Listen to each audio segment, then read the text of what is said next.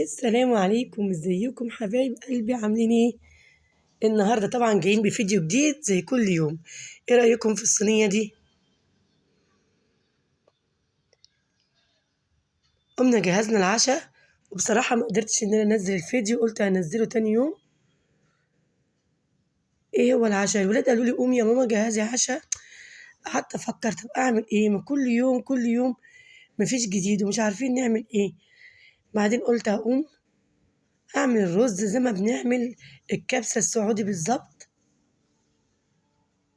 ايه يعني مفيش رز سعودي عندي، فقلت اعمل الرز الابيض بتاعنا.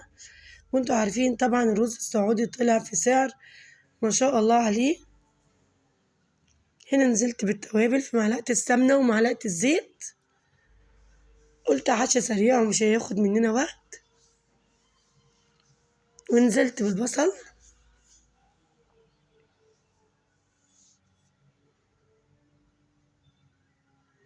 في حاجة هنا أنا نسيتها بصراحة في الأكلة دي وأقول لكم إيه هي. ونزلت بالفلفل، أنا كان نفسي يكون فيه فلفل أحمر وأخضر، دايما بحب أحط فيه اللون الأحمر والأخضر، بس ما كانش موجود ساعتها. وأول ما ابتدى البصل يحمر نزلت بالطماطم.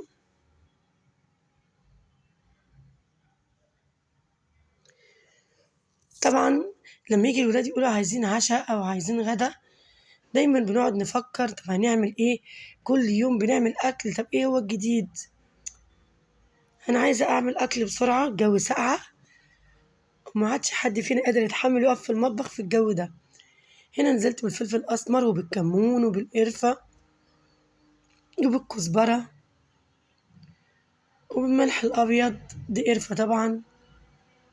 ونزلت بالرز الأبيض، حطيت قرفة تاني لأن أنا دايما مش بحب سألتوني ايه القرفة في هو كل اللي نسيتيه الأكل. في الأكلة دي يا أم صابر وعندي المرة دي؟ القرفة الخشب دي حطيت بصراحة منها. نسيت حاجة أنا ما كنتش أتوقع إن أنا أنساها. دايما في الكبسة احنا بنحط الجزر بنبشره ونحطه. هنا أنا بشرت الجزر وحطيت الطبق جنبي، والجو بقى ساقعة، سرحت ونسيت خالص. حطيت الرز وقلبت وعملت كل حاجة ما عدا الجزر، وده اللي زعلني قوي لأن أنا فعلا بحب الرز دايما وهو محطوط فيه جزر، مادام أنا هعمله زي الكبسة السعودي. طب ازاي مصابر الرز الأبيض هنعمله كبسة سعودي؟ مش ده اسمه مطبخ مصابر أسامة، مطبخ البسيط؟ يعني بأبسط حاجة في بيتنا احنا هنعملها. هنا هحط مرقة الدجاج. ايه الفرق ما بين الرز السعودي والمصري؟ احنا الرز بتاعنا نستعمله. الكيلو من الرز السعودي دلوقتي بقى غالي جدا، وهنمشي نفسينا ونعمل الولاد برضو كبسة. بس انا نسيت الجزر زي ما قلت لكم. هنا بقى ابتدي ان انا اروح للحلة التانية اللي هولع فيها على الفراخ. الولاد قالوا لي يا ماما عايزين فراخ مسلوقة، وبعض منهم عايزينها محمرة. فانا هنا هسلق الفراخ واطلع نصها احمره والنص التاني اسيبه مسلوق. هنا نزلت بالسمنة وبمعلقة الزيت، وهنبتدي ننزل الفراخ. لأن دايما أقول لكم لما نحب نعمل شوربة بلاش يا جماعة قصة إن احنا نغلي مية وننزل فيها بالفراخ أو البط أو الحمام أو الطير اللي احنا هنعمله أو اللحمة. دايما حاول انت تحطي معلقة السمنة مع الزيت، ولو مفيش سمنة حطي زيت، ولو مفيش زيت حطي سمنة. وانزلي باللحمة أو بالفراخ أو بالطير الموجود عندنا، ياخد تشويحة فيهم كده في الأول. أي زفارة فيها طبعا احنا بنبقى غسلينها كويس جدا، بس احنا بنقول لو في أي زفارة برضو بتروح في ديها خالص، ما بتظهرش. هنا بقى الطماطم والبصل والورق اللورا والبهارات والملح والفلفل الأسمر والقرفة والكمون، وأقلبهم في بعض عشان أنزل بيهم على الفراخ بعد ما تتشوح وتنزل ميتها خالص. وحطينا هنا الحبهان،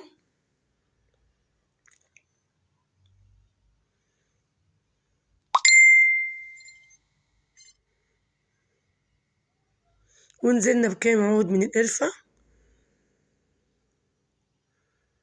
ونزلنا بالكاري. أنا عمالة أدور على إيه اللي فاضل. ونزلنا بالقرفة العيدان، وقلبتهم كلهم في بعض. طب ليه بتعملي كده يا ميسة؟ هقول لكم ليه. دايما لما بحط البصل ومعاها كل التوابل دي وارجع انزل بيهم على الفراخ بعد ما بصوا خلاص نشفت قربت تستوي، ما عادش فيه ميه غير حاجه بسيطه تحتها، هبتدي انزل بده كله. شايفين بننزل بيه ازاي على الطير؟ مش احط الميه وارجع احط الطير. لو الطير في اي حاجه مهما كانت، البخار بتاع الحله وسخونيتها ما بيخليش فيها حاجه. شفت الرز هنا؟ الرز هنا ما شاء الله عليه بقى جميل وما بياخدش سوا وبقى تحفه. ريحته كانت ماليه الشقه. ولادي جايين من بره والله يا ماما ريحته قلبة الحمارة. ليه احنا ما نعملش الكبسة بالرز بتاعنا؟ وعملناه وبقى زي الفل. بس زي ما قلت لكم انا نسيت احط الجزر. لو انت بتحبي الجزر حطيه، ما بتحبوش خلاص. هنا شايفين؟ خلاص بصوا خدت يعني تشويحة زي الفل، تتاكل اكل. نزلت عليها بالمية الشوربة بتاعتنا، مش هتكمل 5 دقايق بالظبط وهطفي عليها، لان اصلا وانا بشوحها هي يعتبر استوت. التوابل والطماطم والبصل فيهم ما شاء الله عليهم بيخلي ريحتهم تحفة.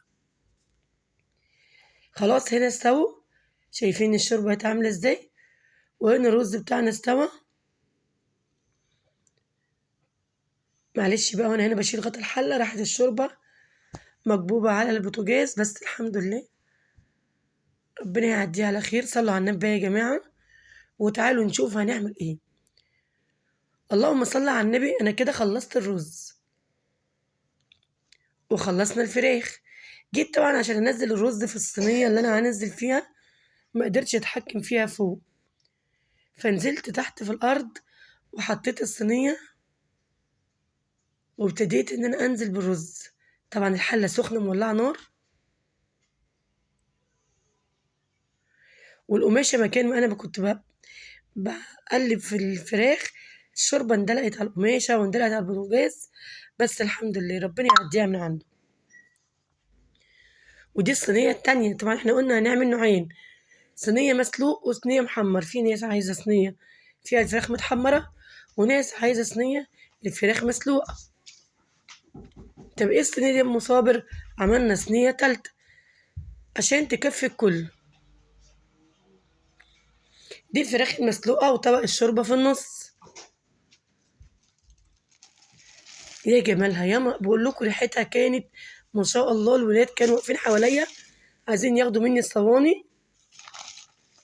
دي بقى المحمرة، دي انا حمرتها في معلقة زيت وسمنة.